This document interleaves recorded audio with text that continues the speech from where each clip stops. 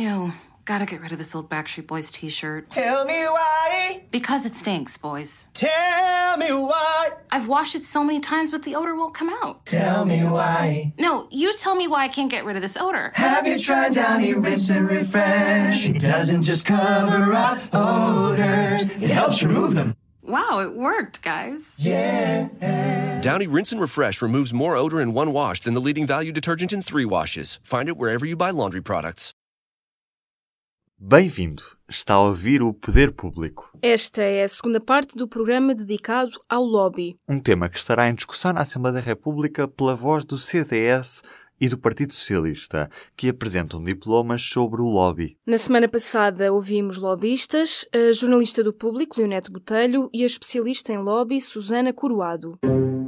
Eu sou lobista, faço lobby em Bruxelas. Não é ilegal em Portugal, ao contrário do que às vezes se diz. Essa atividade já existe, mas não está regulamentada e, portanto, é considerado que, por exemplo, muitos advogados fazem já hoje esse papel. É capaz de ser a segunda profissão mais antiga do mundo. Se pensarmos que já os gregos e depois os romanos faziam a defesa, não é?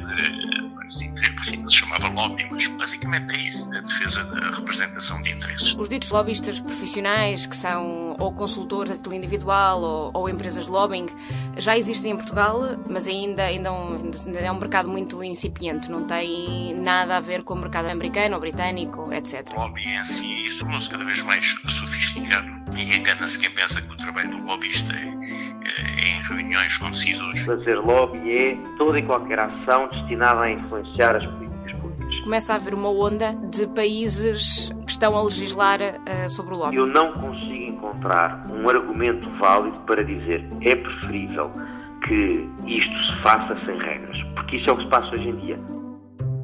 Esta semana voltamos a ouvir a jornalista Leonete Botelho e conhecemos também a visão dos partidos na Assembleia da República sobre a regulação do lobby. Falamos com Vânia Dias da Silva, do CDS, e com Pedro Filipe Soares, do Bloco de Esquerda. Para ouvir neste episódio do Poder Público.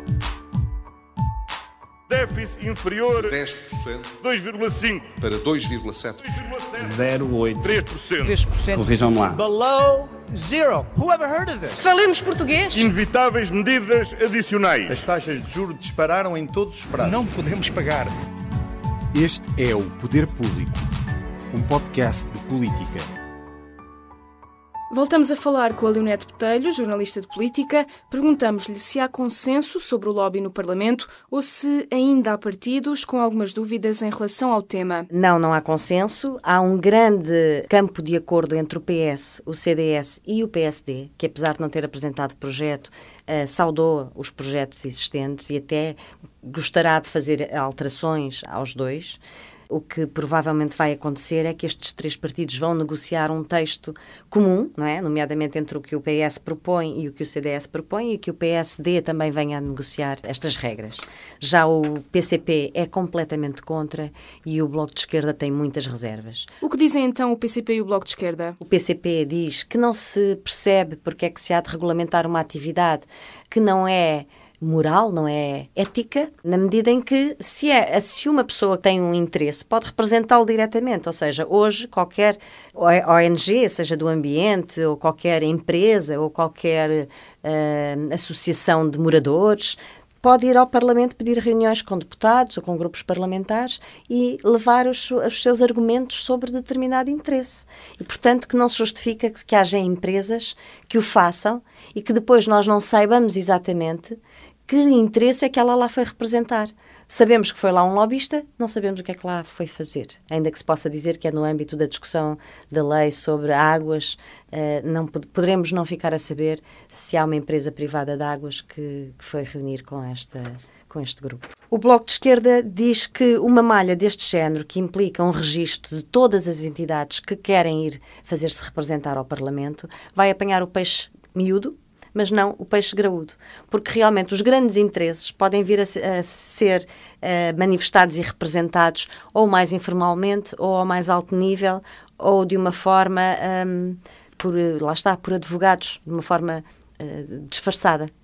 E, portanto, que esta malha vai permitir apanhar o pequeno representante, não o grande interesse. Altura agora para ouvir precisamente os deputados. Falamos com Vânia Dias da Silva, deputada do CDS, e com Pedro Filipe Soares, deputado e líder parlamentar do Bloco de Esquerda. Contactámos ainda o deputado do PS, responsável pelos diplomas do pacote da transparência, mas apesar de ter havido um agendamento, o mesmo não prestou declarações em tempo útil. Começamos então por perguntar à deputada centrista, Vânia Dias da Silva, por que é que o lobby deve ser regulado? Exatamente porque não está regulado. É uma pergunta que parece quase uma resposta de lá para Alice, mas a verdade é que nós entendemos que o lobbying existe, é uma realidade que existe em Portugal. Todos os dias nós recebemos lobistas aqui na Assembleia da República, no Governo, nas câmaras, toda a gente recebe lobistas, e lobistas não são mais do que os vulgarmente conhecidos sindicatos, as associações socioprofissionais, as empresas de comunicação, enfim, há uma série de profissões que fazem isso mesmo, lobbying. Lobbying tem uma conotação muitas vezes negativa, mas o que quer dizer não é mais do que isto. Representação de interesses, e vêm tentar influenciar, e bem, o poder público e o poder político, no sentido de as decisões serem tomadas em conformidade com os interesses de cada profissão. E os políticos têm a obrigação de os ouvir, exatamente porque a legislação não pode ser desarredada da realidade. A realidade existe e nós temos que ouvir quem a compõe. O que nós queremos é regulamentar uma coisa que já existe e que para nós é essencial que seja regulamentada para que precisamente não haja abusos, não haja questões que muitas vezes são paralelas e que deixam as coisas mal explicadas. Portanto, para nós é essencial que esta atividade seja regulamentada. A deputada explica em que consiste o projeto de lei apresentado pelo CDS, que assenta em 3 pontos. O primeiro, todas as entidades públicas devem ter um registro público. Onde se registam e inscrevem as pessoas que pretendem fazer lobbying, ou seja, fazer a representação de interesses, e este é um dos vetores essenciais. Este registro será público e obrigatório para quem o queira fazer. Além disso, todos os contactos passam a ter de ser registados numa agenda pública. O outro vetor assenta, sobretudo, na obrigatoriedade de todos os contactos serem registados numa agenda. Portanto, as agendas serão públicas de todos os grupos parlamentares, dos membros do governo, etc. Serão agendas públicas onde ficam registadas as reuniões. E essas reuniões dão a conhecer em que data foram feitas, qual foi o assunto da reunião e quem é que, obviamente, participou nelas. Para além disso, temos também a questão da pegada legislativa, que é o nome, enfim, técnico que se dá à questão e que não é mais do que isto. Em cada decisão ou em cada legislação produzida, em cada lei que estes entes públicos produzam, lei no sentido lato, obviamente, o que tem que acontecer é que essa legislação, essa decisão tem que ser acompanhada com publicidade dos documentos que a informaram. Por fim, o projeto do CDS prevê também que quem não cumpra os deveres de conduta sai do registro obrigatoriamente. Esta publicitação, sendo toda ela obrigatória, tem obviamente uma combinação. Quem não cumprir os deveres de conduta, e de resto há um código de conduta para que isto tudo seja bem definido, quem não cumprir tem a combinação de sair do registro obrigatoriamente e, portanto, não poder fazer esses contactos. Quem é que não entra nesta legislação? A concertação social, porque a concertação social já tem atas públicas onde isto mesmo já é feito, e os advogados enquanto advogados. Porquê? Porque os advogados não podem ter, segundo o seu estatuto, 2 profissões ao mesmo tempo. Se querem ser lobistas, têm que deixar de ser advogados e têm que se registrar como lobistas e deixam de ser advogados. E Vânia Dias da Silva, como é que o CDS vê a posição do PCP e do Bloco de Esquerda, que não são muito favoráveis à regulação do lobby? Nós achamos estranhíssimo, porque o argumento do PCP e do Bloco é que isto facilita o tráfico de influências. É este o argumento que vêm usando. E isso é exatamente o contrário do que aqui se pretende, porque o tráfico de influências existe quando não é transparente. Ou seja, há tráfico de influências quando é por baixo da mesa ou por baixo do pano que se tenta influenciar a decisão, num sentido negativo, porque a influência da decisão, e repito, para que isto fique bem claro, a influência da decisão é uma coisa benéfica. É bom que as decisões sejam informadas pelas partes interessadas, porque senão estávamos desligados da realidade e estávamos a legislar muitas vezes mal, como muitas vezes acontece, porque não sabemos sobre o que estamos a falar. E, portanto, dizer que o tráfico de influências acontece precisamente quando não se sabe quem é que está a tentar informar para um fim ilícito, porque o tráfico de influências só existe para fins ilícitos, a decisão. Ora, se tiver tudo registado, tudo publicado, é um bocadinho mais difícil que o tráfico de influências aconteça. Agora, ninguém aqui tenha dúvidas de que o tráfico de influências que tem que continuar a ser crime, isso é absolutamente vital e é também vital que se perceba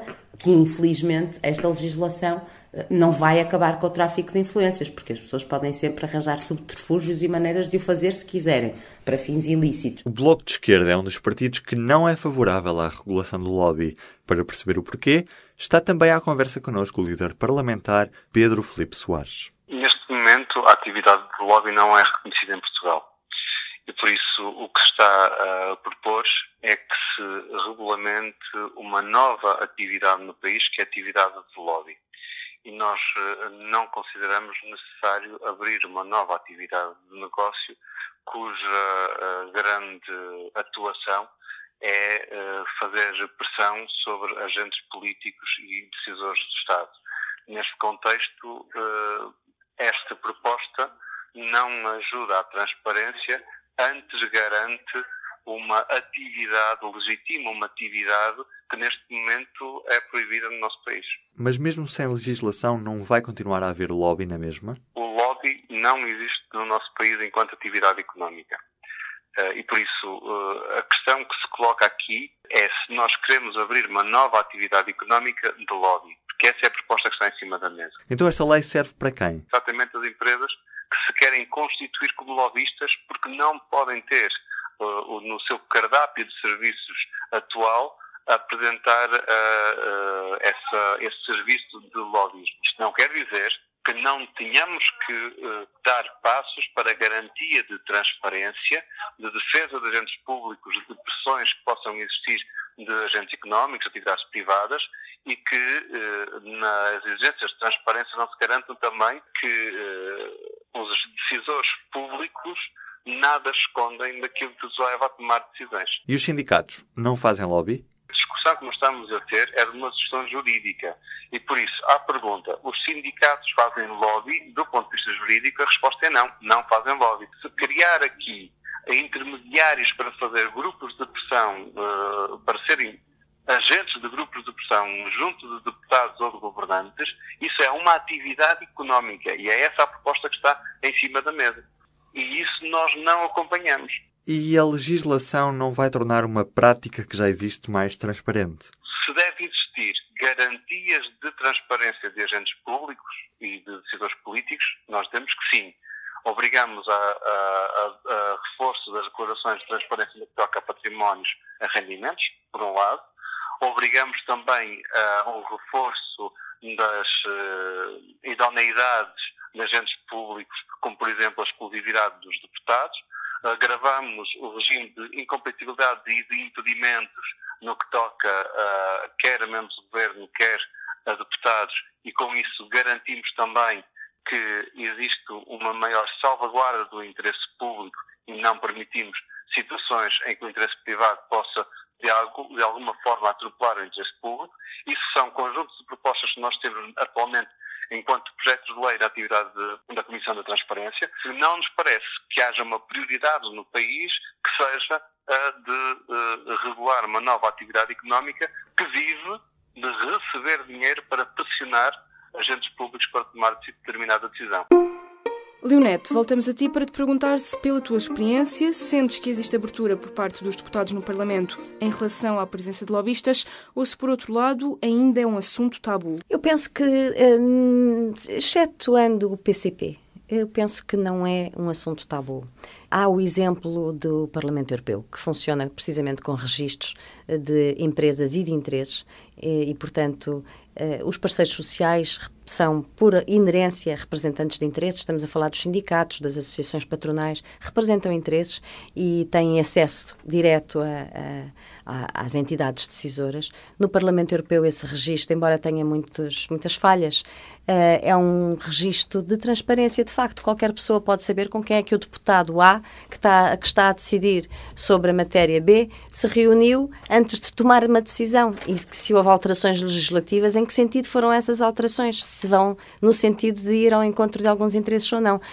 E depois há uma coisa que o deputado percebe muito bem e que eu acho que a opinião pública nem por isso.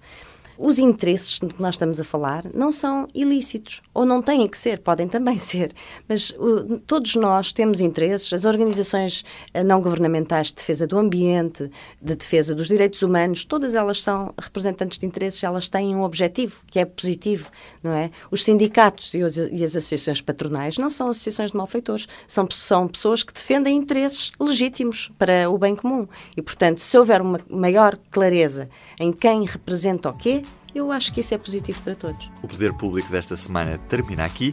Ficamos à espera dos seus comentários e das suas sugestões. Até para a semana.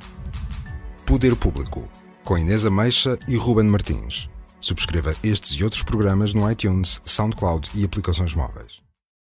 O que se bebe em dia de festa, pode-se beber no dia-a-dia? E que ligações gastronómicas se podem fazer com o que temos no copo? Aprenda e prove com a Escola do Gosto, a Academia de Literacia Alimentar do Público. Aulas únicas com especialistas. Entre como amador e saia um pouco mais conhecedor. Não perca a próxima aula, a 18 de novembro, no Porto. Os lugares são limitados. Inscreva-se já em público.pt.